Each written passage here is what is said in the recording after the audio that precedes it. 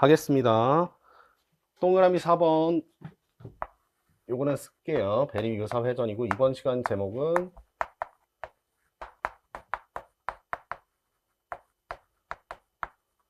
동그라미 2번, 동그라미 2번이라 기억은 했죠? 기억했죠? 양가로 4번이 양가로 4번이었어요? 네. 양가로 4번에 해당해서 했고, 그러면 동그라미 2번이 되겠네요. 맞죠? 그래서 베리 유사 회전의 개념을 저희가 보도록 할 겁니다. 그러면 그 전에 잠깐 봐야 될 게 PF5의 142페이지 잠깐 읽어보시면 축방향의 플로린과 적도방향의 플로린이 교환을 허용하는 조작이 없다. 이상적으로 봤을 때는 구분되어 있어야 되죠. 맞죠? 그럼 확실하게 구분되는 NMR이 나왔어야 되는데, 맞지? 실제로 보면 우리가 이건 고전적으로 보는 거니까 높은 온도에도 실제로 보면 높은 온도가 상온보다 낮은 온도예요.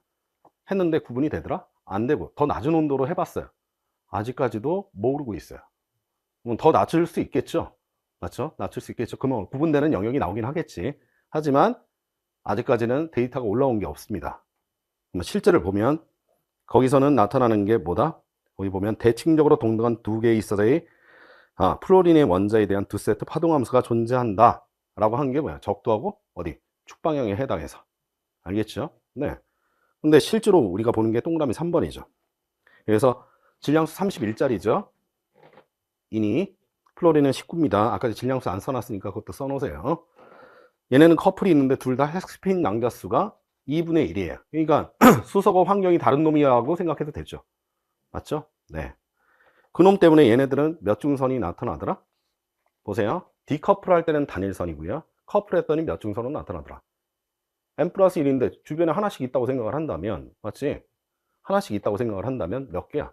그냥 이중선. 환경이 똑같은 플로린이 5개가 있다고 생각해보자 이거지. 그러면 양쪽 다 뭐야? 나타나는 게. 여러분, 환경이 똑같은 플로린이었다고 한 무대기처럼 보이겠지만, 마치 실제로는 환경적으로는 그냥 몇 개씩 있는 것처럼 보인다? 하나씩 있는 것처럼 보이니까 몇 중선? 이중선. 여기선 플로린을 중심해서 인을 보는 거니까 플로린 5개에 대해서 주변에 있는 인이 하나밖에 없으니까 뭐야? 얘가 디커플이면 단일선. 커플을 한다면 이중선으로 갈라지겠죠. n 플러스 1 규칙이니까. 맞지? 됐어? 우리는 디커플을 보겠다는 얘기입니다. 그러니까 단일선처럼 나와야 되고 커플을 한다면 여기처럼 이중선이에요. 그래서 짝짐이 없다면 무슨 선으로 나타난다?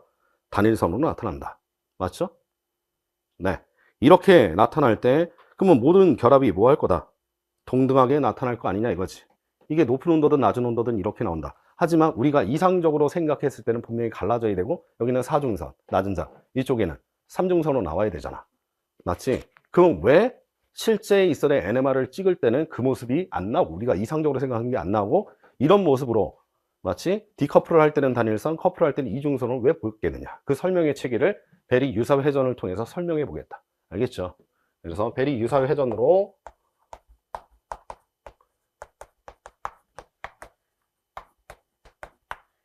이론으로 설명해 보겠다 이거죠. 이럴 때 오른쪽 상단에 있어야 구조를 잠깐 보세요. 보셨나요? 143페이지가 되겠습니다. 거기 구조를 갖다가 보면 가운데 인이 있죠. 그 다음에 여기에 플로린이 있고 플로린이 있고 플로린이 있습니다. 이렇게 그려도 되고 반대로 그려도 돼요. 이쪽에 하나하고 여기다 2개 그려도 됩니다. 이럴 때 이 자리를 갖다가 뭐라고 표현했고 E2 이쿼터리얼 2번 자리, 이쿼터리얼 몇 번 자리? 3번 자리야. 여기를 이쿼터리얼 몇 번 자리? 1번 자리라고 표현했어요. 그 다음 여기 자리를 축자리라고 표현하고 엑시얼이니까 A1 자리 이거를 A2 자리라고 표현했어요. 그럼 베리 유사 회전은 얘네들이 가지고 있는 운동 방식 중에 회전을 얘기한다? 아니에요. 실질적으로는 굽힘을 얘기하는 거예요. 굽힘은 결합각의 변화니까 실제로는 진동의 한 모습이에요. 무슨 운동의 한 모습이다? 용어로는 회전처럼 표현되어 있지만 알겠지? 실제로는 얘는 무슨 운동을 하는 거다? 진동 운동이야. 그러니까 실제 운동은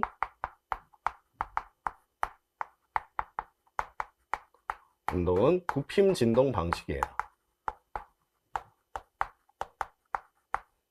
그래서 어떤 형태를 하느냐? 거기 보면 얘네가 어느 쪽으로 갔어요? 안쪽으로 가고 얘도 안쪽으로 말려 들어가죠? 이 안쪽으로 말려 들어가죠. 그러면서 이 원에 해당하고 있는 자리는 그대로 뭐하고 있고 유지되어 있는 상태에서 모든 자리에 해당하고 있는 놈들의 결합각이 똑같고, 알겠지? 결합각이 뭐하다고? 똑같고, 알겠죠? 간단히 그린다면 얘네들을 이렇게 그릴 수 있습니다. 인이고요.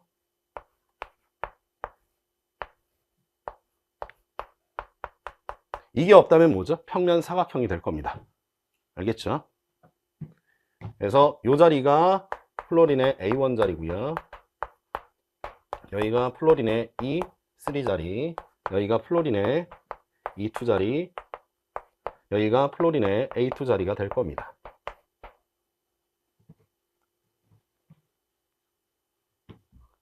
근데 어디가 반발이 크니까? 여기 90도잖아요? 맞죠? 이쪽에 반발이 클 테니까 얘는 어떻게 돼요?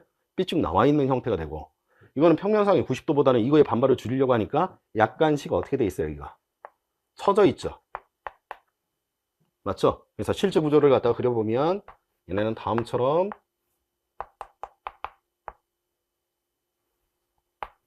이렇게 돼 있는 모습으로 플로린 A1, 플로린 E3, 플로린 죄송합니다.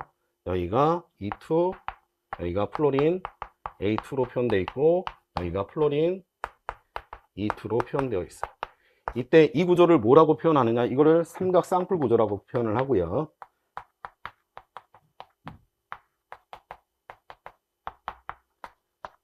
이거를 영어로 트리고널 바이 피라미달 구조라고 해서 TBP 구조라고 해요. 이 약자도 기억해 두세요. TBP 구조. 이 약자 허용되는 표현입니다. 이 구조를 갖다가 우리가 표현한다면 이게 보세요. 여기는 사각평면 면인데 거기에 뿔이 하나 생겼죠. 그러니까 이게 무슨 뿔 구조야? 사각뿔 구조예요. 알겠죠? 그래서 이게 사각뿔 구조고요. 됐어요? 그래서 이거는 스퀘어 피라미달 구조라고 표현해서 무슨 P 구조라고 한다? SP 구조라고 표현해. 알겠지? 그러니까 스퀘어인데 스퀘어로 보기에는 이게 편하잖아. 뿔이 하나 생겼으니까 피라미달 구조, 사각뿔 구조. 됐죠? 이런 상태에서 얘네가 이쪽으로 전환이 되는 겁니다. 거기 보시면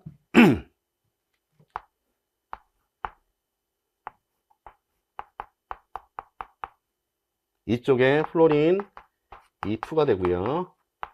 이쪽에 플로린의 E3가 되고, 그러면서 여기 보시면 A3에 해당하고 있는 놈이 어느 자리로 왔어요? 이 자리로 왔죠. 그러니까 얘는 어떻게 됐어? 이쪽으로 왔고 얘는 이쪽으로 넘어온 거예요. 알겠죠? 그래서 여기가 A3래. 플로린의 A1 자리가 되겠고, 여기가 플로린의 무슨 자리예요? A1 자리, A2 자리죠? 이 자리가 플로린의 무슨 자리였어요? 이 원자리였죠. 그러면 이 의미는 어디를 고정해 놓고 이 원자리를 고정해 놓고 축 두 개 자리와 적도 두 개 자리를 서로 간의 자리를 뭐 한 거야? 교환한 거죠. 그래서 다시 새로운 무슨 구조를 만들었어요? 삼각 쌍뿔 구조를 만들었어요. 이것 또한 TBP 구조죠. 그럼 만약에 이거를 표시를 했다면, 실제로 레이블링을 하지는 않습니다. 질량 19짜리만 NMR로 찍을 수 있기 때문에. 근데 만약에 임의적으로 이걸 표시를 했다. 그래서 여기다 A1, A2라고 제가 명시를 한 거예요. 그럼 원래 이게 축방향이 있어야 될 놈인데, 여기서는 이 놈이 어느 자리에 왔어요? 보세요. 그림을 조금 더 이쁘게 그렸어야 되는데 좀 안 이쁘게 그려서 미안해. 선으로 되어 있는 게 뭐예요? 적도 자리예요. 앞뒤로 있는 게 무슨 자리예요? 축자리잖아. 그렇지? 그러면 축자리가 적도 자리 되고 적도 자리가 축자리잖아. 구분이 돼요? 구분이 안 된다는 거지. 맞지? 그러면 이걸 반응 메커니즘에 있어야 의미로 우리가 본다면 스타팅이 여기에요. 중간체는 반발이 조금 크니까 여기에요. 근데 최종 상태도 뭐예요? 똑같죠? 그러면 이 상태가 중간 상태니까 중간 상태가 낮으면 활성화 에너지의 활성화 물 상태도 뭐예요? 낮겠지. 그러니까 여기가 뭐하다는 얘기야? 낮죠? 여기도 대칭이겠죠? 낮으니까 이 정도에 관계되어 있는 액티베이션 에너지는 충분히 무슨 조건에서? 실온의 조건에서 충분히 뭐 할 수 있다? 뛰어넘을 수 있다. 그 정도의 이슬에 충분한 에너지를 가지고 있다는 얘기야. 알겠습니까? 그러니까 실온에 해당하고 있는 건데 말이 실온이 실제로 마이너스 20도씨, 마이너스 30도씨를 해도 그 정도에 해당하는 열적인 조건을 통해서 충분히 이 정도를 뛰어넘을 수 있는 충분한 열적인 에너지 상태가 되니까 얘네들은 쉽게 어떻게 돼? 이거 넘어가면 여기 어디 갔어요? 스키장 간다고 스키 타는 거 아니지? 리프트 타고 올라갔어? 근데 뭐 조금만 올라가도 돼? 알겠지? 우리 동네 뒷산 뭐 이런데 맞죠? 약간 턱이 있어도 이건 한번 해서 탄력으로 넘어올 수 있잖아. 맞지? 그러니까 이 속도가 대단히 뭐하다는 거야? 매우 뭐하다는 거야? 빠르다는 거지. 매우 빠른. 그러니까 매우 빠른 무슨 상태에 도달되어 있어요? 동적인 평형 상태에 있다고. 알겠죠? 동적인 평형 상태에 존재하고 있으니까 이게 구분이 된다, 안 된다? 구분이 되지 않았다라는 거야. 알겠지? 됐습니까? 네. 그래서 이게 수킬로줄 정도밖에 안 돼요. 수킬로줄은 얼마일까? 여러분 수소결합이 맥시멈이 50kJ이거든요. 수킬로줄이라고 하는 거는 1단위야. 알겠지? 분자 간의 상호작용을 끊을 정도의 에너지만 있어도 뭐야? 쉽게 넘어간다는 얘기야. 알겠지? 근데 얘 같은 경우는 수킬로줄도 아니야. 베리 유사회전이 어려운 게 수킬로줄이고 일반적으로 소수점 첫째짜리나 둘째짜리에 있는 킬로줄 버물이에요. 그러니까 이거는 대단히 미약하잖아. 그러니까 쉽게 왔다리 갔다리 하니까 구분할 수 있다 없다? 없다라는 거야. 알겠지? 왔다리 갔다리 하는데 이쪽이 가중이 크고 이쪽이 가중이 작으면 가중이 큰 쪽에 해당해서 조금 더 기어치가 많은 쪽에 해당해서 디커플이면 단일선, 커플이면 이중선으로 나왔다 이 말이지. 됐나요? 네. 그러면 어디를 통해서 확인이 되느냐? 그래서 거기 보시면 두 가지 화학종이 있습니다. 알겠죠? 그럼 두 가지 화학종에 관계되어 있는 것만 잠깐 언급을 할게요. 3번. 두 개의 화학종이 있습니다. 근데 이거는 원자가 아니라 원자단위예요. 알겠죠?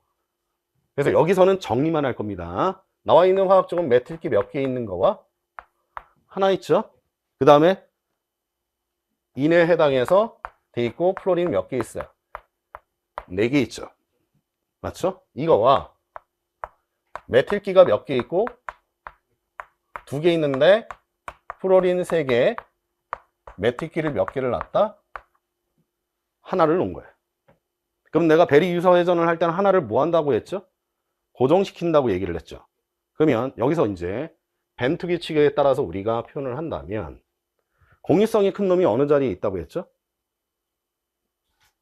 공유성이 큰 놈이 적도배양, 이온성이 큰 게 축방향이야. 단일 결합을 우리가 생각한다면 이게 무슨 방향을 선택할 거고? 축이에요. 그 다음 메틸이에요. 여러분 유기화학의 일렉트론 도네이팅 그룹이라고 알고 있죠? 그럼 이거는 수소보다도 전기 음성도가 뭐한 거야? 작은 놈이에요. 다시요. 무슨 음성도가 작은 놈이라고? 전기 음성도가 작은 놈이야. 알겠지? 그래서 수소보다 전기 음성도가 뭐하다? 작습니다. 그러면 작으면 무슨 배양을 가져요? 적도 배양에 더군다나 덩어리로 되어 있는 원자 단위잖아요. 그러면 공간이 많이 있는 데가 어디니까? 적도잖아. 그러니까 어느 자리를 선호하겠어요? 적도 자리를 선호하겠죠. 동의하시죠? 맞죠? 됐어요?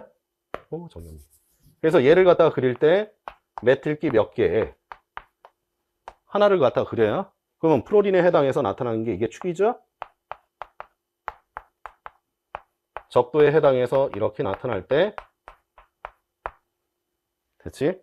그러면 저는 물어볼게. 디커플을 물어볼 겁니다. 여기가 낮은 장이고요. 여기가 높은 장이 되겠습니다. 여기는 접근값이 몇 개인가요? 각각? 적도 2개, 축 몇 개 있어요? 2개 있죠? 맞죠? 이거 지금 플로린 19에 해당하고 있는 NMR이고요. 커플이 아니라 디커플드 NMR이에요. 그러면 여기 있어도 이 적분값은 몇 개고? 2개. 적분값 2개. 여기도 적분값 몇 개예요? 2개죠? 그럼 n 플러스 1에 있어의 규칙에 따라서 몇 중선 몇 중선으로 나눠져요? 3중선 3중선으로 나눠지겠죠. 그래서 그 자리를 여기라고 표현을 한다면 그 높이가 어때요? 똑같겠지. 그래서 1대 2대 1 1대 2대 1에 있어서의 모습으로 표현하는데 지금 내가 표현한 요거는 무슨 온도에서? 이상적이면서 매우 낮은 온도라고 생각하는 거죠. 낮은 온도. 일 경우에 예상입니다. 맞죠? 근데 문제는 뭐냐? 온도를 낮춰봤거든요. 온도를 맞춰봤어. 이제 제가 그릴 거는 무슨 색으로 할 거냐면 노란색으로 할게요. 높은 온도라고 쓸게요. 네. 높은 온도. 그리고 이 온도를 실제로 매우 낮은 온도로 변화를 시켰음에도 불구하고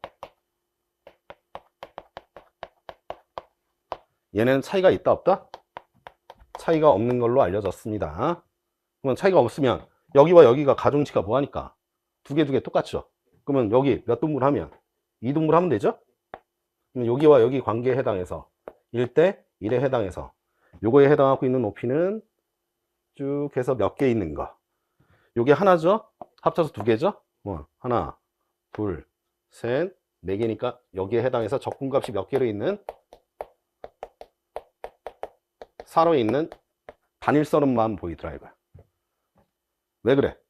베리 유사 회전을 할 때 왜 화학식을 이렇게 썼을까요? 제가 이 하나를 고정하는데 마치 이게 자리가 안 바뀌어도 된다는 얘기잖아. 맞지? 그럼 이게 고정되어 있는 상태에서는 얘는 어차피 안 바뀌니까 어떤 놈이랑 차이가 없을 거냐 이거야. 여기 플로린이 있던 맞지? 메티키가 있던 차이가 있겠냐 이거야. 차이가 없다 이거지. 플로린 두 개씩이 뭐 할 테니까 차리 교환이 일어날 테니까. 맞죠? 됐어? 그러니까 얘네들은 구분 없이 나타났다는 거지. 맞나요? 그래서 요 놈에 대해서는 거기 보시면 동그라미 3번이라고 돼 있을 겁니다. 143페이지에. 맞죠? 메틸기는 이 원에 해당하는 위치에 뭐가 돼 있어요? 고정돼 있죠. 그럼 베리 유사 회전이 일어나기 전과 후에 있어야 될 모습에 메틸기는 자리가 고정돼 있잖아. 맞지? 프로린만 움직이는 거니까 아까 전에 PF5하고 차이가 있을 게 있냐 이거야. 차이가 없죠. 동의하시죠? 됐어요? 그래서 플로린 NMR에서는 커플링을 한다면 이중선에 해당하는 자리로 얘가 갈라져서 있을 거고, 맞지? 디커플로 됐을 때는 단일선, 이중선 할 때는 요 높이가 이거의 절반씩 이중선이 나오겠죠? 맞죠? 디커플을 할 때는 단일선으로 해서 뭐가 된다? 플로린 NMR이 나올 거다 이거지. 이게 실제 조사가 안 됐다 이거. 지금도 데이터가 안 나와 있으니까. 그런데 문제가 되는 거는 이거죠. 여기서 이제 차이를 보이죠. 어떤 거예요? 메틸기가 하나가 고정되어 있는데 메틸기 하나가 또 어디 있어요? 여러분, 메틸기가 하나가 있는데 메틸기가 또 어디 있어? 문제가 되는 게 거대한 놈에 해당해서 무슨 기가 있어요? 메틸기가 있죠. 그럼 어디를 넘어갈 때? SP 구조를 가질 때 액티베이션 에너지가 갑자기 어떻게 돼? 확 높아지죠. 맞죠? 그렇잖아. 덩치가 큰 놈을 가려고 하면 이게 교차가 돼야 되는데 교차가 쉽게 일어나지 않겠지. 피해 가려면 많이 돌아가야 되니까. 맞아요? 여기가 축방향 이렇게 돼 있을 겁니다. 안정한 구조를 그리라고 한다면 이 구조가 되겠지만, 맞지? 이게 안정한 구조죠? 안정한 TBP 구조가 될 겁니다. 그런데 얘가 교환이 일어나려고 할 때 이렇게 될 거다 이거지. 즉 메틸기 한 놈은 고정돼 있죠? 이게 고정이죠? 근데 축에 뭐가 가버렸어요? 축에 여기가 플로린이고 여기가 뭐가 됐어? 메틸기가 이렇게 가버렸잖아 지금. 맞지? 얘 전기음성도도 작으니까 안쪽으로 들어오는데 안쪽으로 들어오는 놈이 거대하잖아. 그럼 반델발스 레디아이를 통해서 나타나게 되는 얘네 전자그룹 무리와 무리 사이에 반발도 생기죠. 맞죠? 그럼 이거는 대단히 뭐한 구조가 돼? 불안정한 구조가 되죠? 그래서 이게 원래 A2고 이게 A1이었고 이게 E3고 E1이었던 놈이었는데 E2죠. 이게 E3고 E2고 이게 A2고 A1이었던 놈인데 지금 나타나지게 되는 게 이게 바뀌면서 어떻게 돼? 축에 해당해서 반발이 엄청나게 큰 거에 발현하잖아 지금. 안쪽으로 기어 들어올 테니까 지금. 맞지? 그럼 이거는 안정한 구조야? 불안정한 구조야? 불안정한 구조가 되겠죠? 그래서 TBP 제가 프라임 구조라고 표현하겠습니다. 그러면 좌우가 동형이 아니잖아. 그러면 얘가 이렇게 높은 상태로 가야, 그러면 SP는 이것보다는 더 뭐한 상태, 반발이 크게 나타나는 상태, 한 곳에 모여 있으니까, 네 개나. 이렇게 될 거 아니야. 그러면 이게 올라가면서 이것도 따라 올라간 거지. 맞지? 그러면 좀 전 구조는 어떻게 상대적으로 비교한다면, 이렇게 동등한 구조로 우리가 생각을 한다면, 그때는 얘가 이렇게 있으니까 중간 상태도 이렇게 돼 있을 거란 말이지. 그러면 액티베이션 에너지가 뭐 했는데, 좀 전에는 컸어요? 낮았어요? 낮았는데 이게 올라가니까 액티베이션 에너지가 갑자기 어떻게 되는 거야? 솟구쳐 올라가죠. 맞죠? 됐어? 그러니까 여기가 이제는 액티베이션 에너지가 뭐하게 나타나니까, 크게 나타나니까 이제 우리 주어진 온도 조건에 대해서 뭐 할 수 있는 거야? 액티베이션 이상에 대한 분율만이 뭐가 되는 거야? 넘어갈 수 있는 거잖아. 그 분율이 어떻게 돼? 줄어들게 되죠. 맞죠? 자꾸 애들이 와봤자 넘어서지 못하고 어디에 멈추게 돼요? 여기에 고정되기 시작하죠. 구조가. 알겠죠? 이런 거를 우리가 영어로 퀼칭이라고 표현하고요. 한글로는 동결됐다라고 표현합니다. 높은 온도에서는 이 정도는 넘어갈 수 있는데 무슨 온도에서? 낮은 온도 조건에서 안정한 TBP 구조로 이게 뭐가 된다? 동결된다라는 겁니다. 그렇다는 얘기는 NMR 쪽으로 구분 가능해진다는 얘기죠. 이거를 낮은 온도에서 우리가 봤을 때 NMR 쪽으로 뭐 할 수 있다? 탄소래. 플로린 19짜리 이설의 피크를 뭐 할 수 있다? 구분 가능하다. 여기까지 됐습니까? 그러면 얘네에 해당하고 있는 구조 중에 보이는 구조가 어떠라는 거야? 낮은 온도에서는. 이렇게 보인다는 얘기죠. 그러면 이 구조만 딱 보면 플로린 축에 몇 개 있고, 2개 있고, 적도에는 몇 개 있으니까, 하나 있으니까 디커플로 우리가 생각한다면 누구랑 똑같아요? ClF3 플로린 NMR의 디커플드 스펙트럼과 동일하게 나타나는 거야. 그래서 시험 문제가 이게 나올 수 있다라고 아까 전에 얘기했던 게 ClF3 아니면 이게 나올 수 있다는 거야. 알겠지? 그러면 이쪽에 해당해서 낮은 장에 해당해서 안 그래도 되죠? 낮은 장에 대해서는 적분값이 뭐야? 이쪽이 무슨 배양이라고 했으니까 축방향. 이쪽이 적도 배양이죠? 적분값이 2죠? 이쪽은 1이죠? 맞죠? 축에서 바라봤을 때 적도는 몇 개 있어? 하나 있죠? 여기 몇 중선? 아까 전에 ClF3 봐봐. 2중선으로 돼 있죠? 여기는 적도에서 축을 봤을 때는 2개 있죠? 그러니까 여기는 3중선이니까 1대 2대 1이죠. 맞죠? 피크의 크기는 얘가 이만큼 돼 있을 때 얘는 그의 절반, 그의 또 절반으로 해서 우리가 표현해서 나타내줘서 여기 2중선, 여기 3중선. 맞지? 그럼 아까 전에 ClF3 그림 그려줬잖아. 그런 똑같은 방식으로 나타날 거다 이거지. 맞아. 그래서 교재를 보시면 143페이지 하단, 요거 143페이지에 있습니다. 선생님 너무 점핑하는 거 아닌가요? 아니야. 이게 vs EPR의 원리를 보는 거에 가장 어려운 문제야. 알겠지? 근데 아직 안 나왔잖아, NMR 문제가. 그러니까 언젠간 나올 거란 말이지. 근데 어려워요? 알면 너무 쉬운 문제야. 메트리키 중에 하나는 E2나 E3에 들어가죠. 그럼 나머지 하나는 E1으로 고정된다는 얘기잖아. 동의하지? 네. 유사 회전 후에 에너지적으로 불리한 축방향의 위치를 갖다가 한다. 그러면 베리 유사 회전 전에는 어디 있던 놈이? 적도 배양에 있던 놈이 유사 베리 회전을 하면 무슨 방향? 축방에 가니까 그게 불안정한 상태가 된다 이거지. 전기 음성도가 작으면 안으로 들어오려고 하는데 뭐가 된다? 덩어리가 크죠. 그러니까 주변과 이설의 반대발수 레디아이를 통한 전자구름의 이설이 반발이 생길 거니까 엄청나게 불안한 구조가 될 거다 이거지. 그래서 이거를 에너지 준위 관계로 본다면 이전보다는 액티베이션 에너지가 대단히 높아졌으니까 이제 낮은 온도에서는 뭐가 된다? 넘어가지 못하는 분율이 많아질 테니까 이 구조를 우리가 뭐 할 수 있어? 분리할 수 있다는 얘기지. 알겠죠? 네. 그래서 메틸기 적도 방향에 있을 때보다 축방향에 있을 때 에너지 차이가 너무 크기 때문에 유사 베리 회전이 뭐하다? 낮은 온도에서, 거기다 써놔. 무슨 온도에서? 낮은 온도에서 불가능할 테니까 NMR로 구분 가능해진다까지 적어 놓으세요. 알겠죠? 근데 이거 다 써놨잖아. 그러니까 NMR로 뭐 할 수 있다 이제 구분 가능해진다 이거야. 알겠지? 근데 이 시험 문제하고 똑같은 시험 문제가 뭐니까 이 기본 틀이니까 이거는 같이 해놓으면 좋겠다 이거야. 어떠세요? 어려워요? 어렵지 않죠? 요 전 시간에 내용을 ClF3를 하면서 제가 갈라짐을 표현해 줬잖아요. 그걸 이해하니까 이제 내용적으로 뭐 한 거야? 편하게 볼 수 있는 겁니다. 다시 우리가 스펙트럼 볼 때는 어렵게 보는 게 아니에요. 알겠죠? 아니 E는 난 관심 없잖아. 그렇지? 커플보다는 당연히 뭘로 내겠어? 디커플로 낼 거 아니야. 그렇지?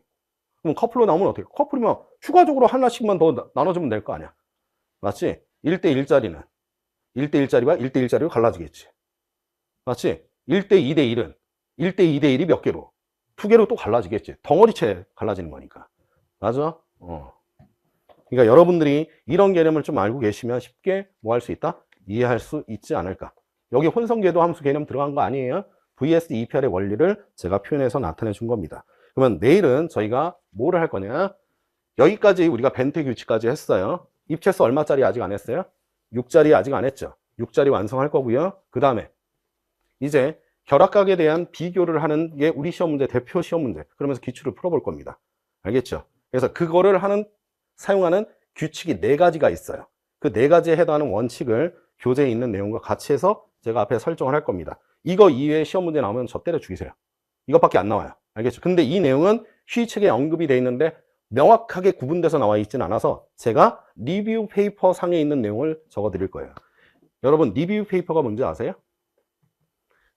우리가 페이퍼는 논문이잖아요. 논문은 자기가 연구하고 있는 파트에 대해서 자기가 연구한 실적들을 나 이런 거 하고 있다 또는 한 결과들을 올려주는 겁니다. 알겠죠? 그러면 무기화학이라는 영역 안에서 물리화학을 근간으로 해서 다양한 치료들에 해당해서 나온 결과들이 있잖아. 이걸 올리게 되죠. 그러면 연구하는 방들이 너무 다양하죠.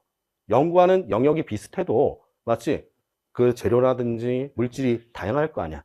그럼 너무 다양성을 만들어내잖아.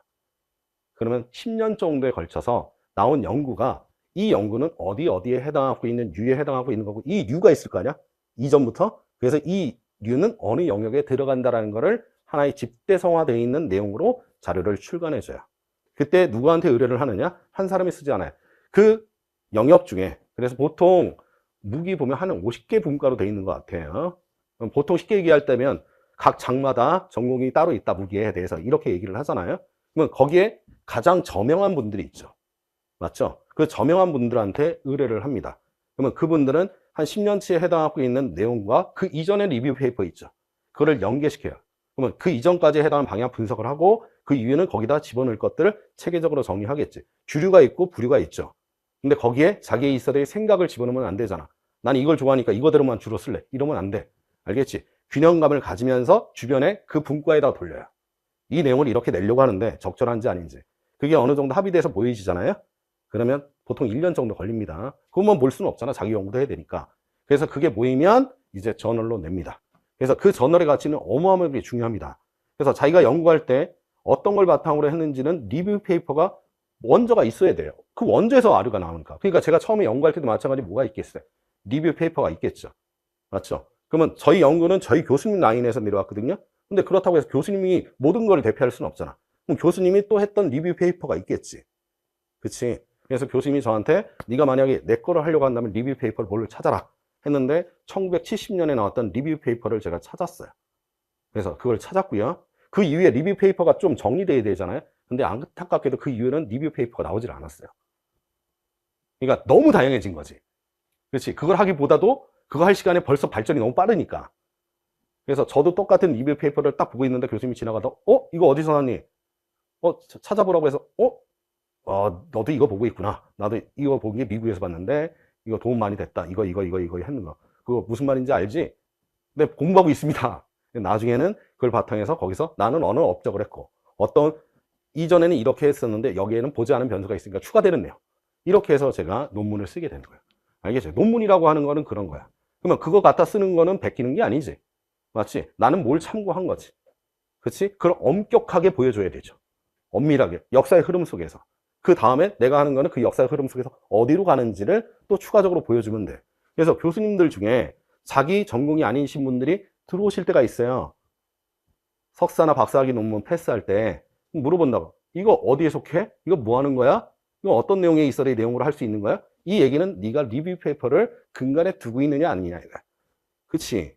저는 어떤 리뷰 페이퍼를 근간에 했고 이 페이퍼를 보여드리면서 혹시 관심 있는 분들은 이거 보시면 되겠고, 그치? 그래서 이거에 근간해서 어느 업적까지 돼 있고 저는 어떤 거에 어떤 부류에 어떤 내용에 속하는 거를 어떻게 변화 발전시키려고 지금 진행 중이었고 그 진행 중에 있는 연구를 지금 발표하고 있습니다. 이럴 때 어떤 부분은 오류가 있어서 이런 걸로 개선했고 알겠지? 어떤 부분은 여기까지 해왔는데 조금 더 나은 방식의 이스리 기기를 통해서 개선을 해놨고 그러니까 해석상의 오류를 개선도 하는 것도 있고 맞지? 또는 기기적으로 한계가 있었는데 기기적으로 개선한 것도 있고 이렇게 해서 변화 발전하는 모습들을 표현해 주는 거예요. 아시겠죠? 이런 거는 나만의 것이니까 나만에 있는 내용이 있어야 되겠지. 이러면 누구 걸 베껴 쓸 수가 없죠. 나만의 연구자료니까. 네, 요즘에 뭐 논문 가지고 뭐 얘기가 많이 있는데 이런 거란 말이지. 그러니까 참고 문헌에 해당해서 앞에 부분이 제가 대략 초판입니다. 초판이 레퍼런스가 70몇 페이지 정도 돼요. 뒤에 붙은 논문이 400페이지예요. 석사학위 논문이 거의 500페이지가량 됐어요. 근데 교수님이 거기서 3분의 1을 쳐내고 3분의 1만 내도 석사로는 충분하다. 왜 그러셨을까? 이유는 하나야. 너 나중에 박사학위 쓸 때 도움이 되게. 쓸 자료가 넘치는데, 그치? 이거 가지고 박사학위 여기서 쓰든 미국 가서 쓰든, 그치? 학위 과정에서 했으면 좋겠다. 그래서 저는 다 싫지 못하고 3분의 1만 실었어요. 네, 어찌됐든 이런 내용들에 해당하고 있는 근간이 역사적 흐름상에서 VS EPR의 최종까지 저희가 맛을 본 건데 이게 1950년대 얘기라는 얘기야. 알겠지? 그쵸? NMR 찍으면 나오겠지? 그래서 VS EPR은 원리는 1950년으로 해서 멈춥니다. 이거를 대체해서 들어오는 게 바로 뭐가 돼요? 바로 VBT의 최고봉인 바로 혼성궤도함수죠. 혼성궤도함수는 40년대 발전하고요. 50년대, 60년대 초반까지 가고 80년대 초반까지 노벨상을 받습니다. 알겠죠? 하지만 각광을 받았던 때는 요거 다음에 50년대 후반, 60년대 초반. 근데 거기에 바톤 타치를 하죠. 누구한테 바톤 타치를 하죠? 분자궤도함수한테 딱 바톤 타치를 합니다. 그때 바톤 타치 역할을 해줄 때 너 이것 좀 썼으면 좋겠다 라고 하는 게 원적합 결합 이론에 지표표 성질을 추가적으로 써요. 알겠죠? 그러니까 점구를 통해서 지표표 성질을 하는데 실제 데이터와 지표표 성질이 안 맞는 거야. 그럼 괴리감이 생겼잖아. 그럼 그 괴리감을 좁히기 위해서는 무슨 궤도함수가 필요했던 거야? 분자 궤도함수 이론이 필요했죠. 분자 궤도함수 이론을 딱 집어넣었더니 정확하게 매첩이 되더라. 알겠죠? 그게 양자화학이라는 거지. 그러니까 양자화학에 해당하고 있는 부분을 정확하게 결합성과 반결합성의 개념으로 쪼개서 보기 시작하니까 그때부터는 설명이 가능해지기 시작하더라. 알겠죠? 그런 부분들이 추가되면서 변화 발전해서 지금까지 온 겁니다. 알겠죠? 그래서 우리가 배우는 지식은 분자궤도함수의 대략 80년대 얘기까지. 알겠죠? 중심 원자가 무슨 원소로 되어 있을 때 비금속으로 되어 있는 파트에 대한 개념들을 저희가 배우는 겁니다. 알겠죠? 미즐러 책 보면 분자궤도함수 뭐 복잡하게 되어 있는 것처럼 보이지만 다 80년대까지의 있어야 얘기예요. 알겠죠? 추가된 내용이 거의 없습니다. 추가되는 내용은 어디서 추가되죠? 비금속은 그걸로도 다 충분하다 이거지. 관심 있는 거 어디니까? 베이착화물이죠. 그래서 베이착화물은 우리 교재에 나와 있는 거 뿐만 아니라 시험에 나오는 것도 어디까지 나온다? 2000년대 초반까지. 알겠죠? 2010년 이후 거는 나오지 않습니다. 알겠죠? 그 내용까지 다 포함하고 있으니까 제 교재는 프린트물에 다 있으니까 그런 내용들을 저희 수업 시간에 앞으로 진행을 할 겁니다. 알겠죠? 제가 작년 같으면 벌써 점검을 하고 있을 텐데 저는 그렇게 올해는 안 하려고요. 올해 시험에 딱 맞춰서 하려고. 이 정도면 VS EPR의 원리는 충분할 것 같습니다. 혼성궤도함수 제가 뒤에 할 건데 딱 6시간 정도에 6시간도 길 것 같습니다. 그래, 한 6시간 정도에 마무리 짓는 걸로 혼성궤도함수 끝내려고요. 그전에는 2주에 걸쳐서 했거든요. 근데 그거는 너무 무리하는 것 같아요. MO도 안 했는데. 알겠지? 그래서 오늘은 이렇게, 내일은 아까 말했던 규약들 있죠. 규약들, 그걸 적용하는 부분에 대해서 저희가 보고 그러면서 기출도 같이 한번 풀어보겠습니다. 그러면서 점군 어느 정도 아시잖아요. 점군에 대한 몇 가지 예들 정리만 하고 바로 지표표 성질로 넘어갈 거예요. 알겠죠? 네, 오늘은 여기까지 하겠습니다. 수고했습니다. 네, 고맙습니다.